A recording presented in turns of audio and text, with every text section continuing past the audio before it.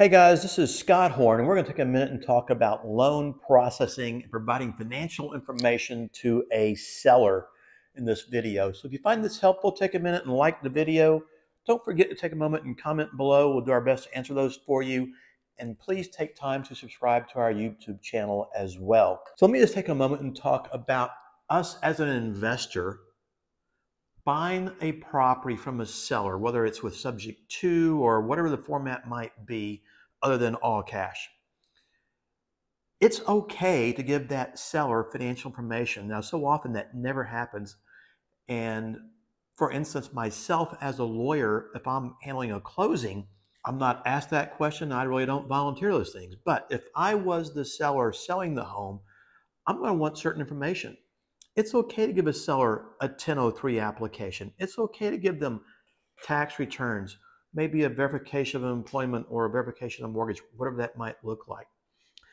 Whatever it takes to get your deal done, but it's okay to do it. A reasonable seller should ask for those kind of things. Heck, they even could ask for a personal guarantee. That normally really doesn't happen along the way.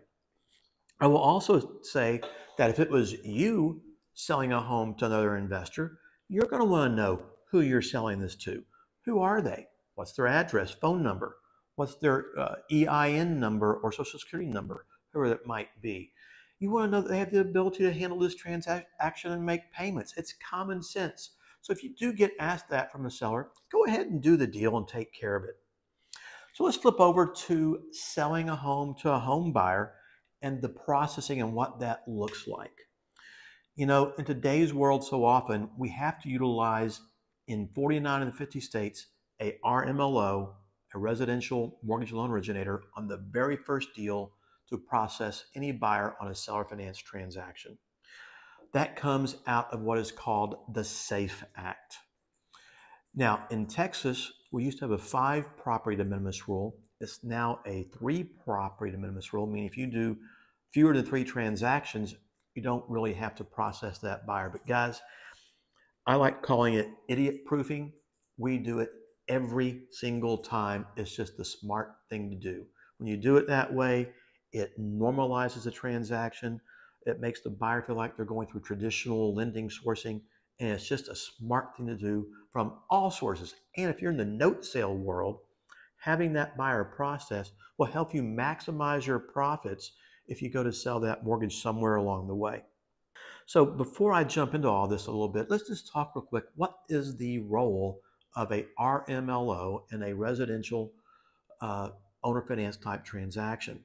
Because everybody thinks that they're the decision maker along the way, and absolutely not. Their role is very simple, and that is to gather information on behalf of the borrower and to provide them the basic loan estimate statement and the 36 RESPA, that's the Real Estate Settlement Procedures Act disclosures. Guys, I've never found one investor, including myself, who wants to provide any buyer 36 disclosures for processing. That's why it's just easy and mindless using the RMLO to take care of those things for you. But their job really is to do those simple things and gather financial information, enter it into the software program, and give that updated software package and disclosures to the seller, who's the lender, to make their informed decision along the way on that borrower. So as a seller lender in a creative finance deal, what are you looking for? What am I looking for? Well, first and foremost, I'm looking at the debt to income ratio. That's going to decide if they pass or don't pass the rules and regulations under this thing called the Dodd-Frank Act. Yeah, we got to think about Dodd-Frank and the SAFE Act. Now, guys, it's my understanding that the Dodd-Frank Act only kicks in if you do 5 or more transactions in a 12-month period. I got it. Some people go, hey, if I don't have to do it, I don't want to do it. Our suggestion has always been and always will be, do it every single time. It's idiot-proofing the transaction. Why not do it? Just do it, be compliant, don't worry about it, don't look back over your shoulder, move on. And you want to make sure that they have a reasonable debt-to-income ratio. If they've got a 70% DTI, guys, they can't afford the house. Heck, if they have a 50% DTI, they may or may not be able to afford the house. Every deal is a little different based on the size, price range, etc. Try to stick to standardized norms of about a 43% back-end ratio. It means all their bills included, plus their mortgage payment divided by their total income. And a lot of people we deal with deal in cash. They have all sorts of other income coming in that can be handled appropriately along the way. But let the RMLO deal with those kind of things and gather that information that's out there. I'm looking at the DTI. I'm looking at what is their income sourcing? What do they make? Is this reasonable? Are they stretching things a little bit too much? Because the last thing I want to do is sell a home to somebody, have to foreclose and take it back, and maybe run the risk of being called a predatory lender. I don't want that to happen. I want to use common sense in my lending practices out there. And the last thing, which also I think is so important when you look at the overall package, is considering whether the borrower has the ability to repay the loan. That's a Dodd-Frank requirement. We call it the ATR rule, ability to repay. And we don't want to set somebody up to fail in a seller finance transaction. That's just the wrong thing to do from so many different perspectives out there. So I look at their debt to income ratio, I look at the income, I look at their ability to repay the loan. Do I really care about the credit? Nah. Will I look at it? Sure. Because once again, all the credit score tells me is what's their ability to refinance the loan. Some people want that, some don't. I get it. Everyone's going to be a little bit different in how they handle these type of transactions.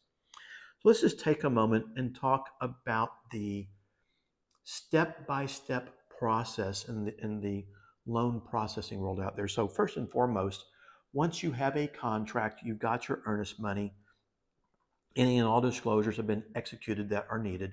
You want to get that borrower into the RMLO as soon as possible.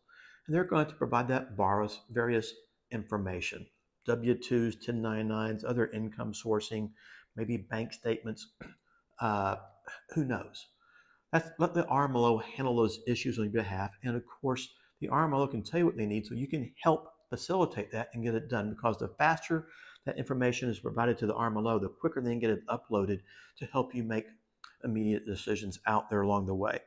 Now, once that information has come in and they've taken the application, the RMLO has 3 days to provide that borrower the LE, which is called a loan estimate, and it walks through all things regarding the loan along the way. So hopefully your contract has all that information in there, from contract price, down payment, loan amount, interest rate term, principal and interest amounts, estimated taxes, insurance, etc., closing costs and fees, who's paying what, things of that nature out there. You don't want to leave them guessing as to what those are. So you've got to work with the RMLO a little bit to help get that done.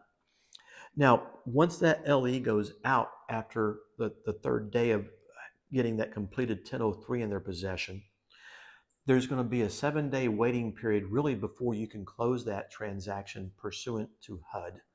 It's not an RMLO requirement, it's not a state requirement, it's a federal requirement for that waiting time frame. And a lot of times investors simply don't understand that. You can't just jump through it and get it done. It also gives your borrower a chance just to reflect and make sure they want to get this deal moving forward and wrapped up. 99.9% of the time, of course, the answer is they do. Now, as we're going through that waiting period, your RMLO can work with your closing agent in preparing the closing disclosure. We call that a CD. That is the settlement statement for an owner-occupied transaction. It used to be a HUD. They've changed it. It incorporates the HUD, a truth in lending, a good faith estimate. It's ridiculous, and it takes about an hour to fill out. It takes a lot of time to go through and get it all done. And the RMLO will work with the closing agent to make sure the fees match up from what the closing fees are and things of that nature, so things are proper. And under HUD requirements, you have to provide that CD to your borrower 6 days in advance of closing. So that's another time frame you have to be aware of. Now, you can shorten that to 3 days if the borrower acknowledges receipt of it. So they email it to the borrower emails back received, your 3-day period starts, as opposed to a 6-day period out there. The problem is sometimes investors change terms, conditions, and when you start doing that, guys, the RMLO has to redisclose.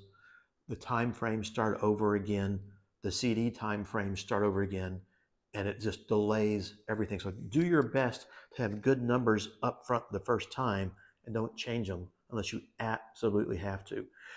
If you are reducing the closing cost or the payment amount to the borrower, you don't have to redisclose. It's only if you're increasing it and it goes up by more than a quarter point, that's along the way. So that's 25% of 1% of the transaction. You have to redisclose everything, unfortunately.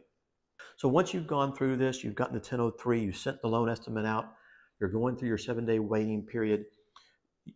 The investor gets the package from the RMLO we talked about, so they can review that and make a decision to approve, deny, or maybe approve with conditions. They need some more information to feel comfortable. Great. Get all that together. Then once all that is confirmed and done, the CD is presented out there to set you up for closing. And then, of course, the RMLO, you, and your buyer are going to work with the closing agent to move towards closing and get your deal done and push you off to closing along the way. That's pretty much and pretty simply how loan processing works on a simplified basis, without getting into all the nitty-gritty detail that nobody but an RMLO really wants to understand out there. But understand that we as an investor, if we're selling a home to a home buyer utilizing owner financing, we are the final sole decision maker along the way, nobody else. The RMLO can give you suggestions and ideas, but it's all up to us out there to make that final call. So once you make that call, you've approved that buyer, move it to closing, close your deal, make your money, move on. So guys, I hope you found this video helpful a little bit. If you did, take time and like it. Don't forget to join our YouTube channel. And guys, I'll look forward to talking to you guys next time.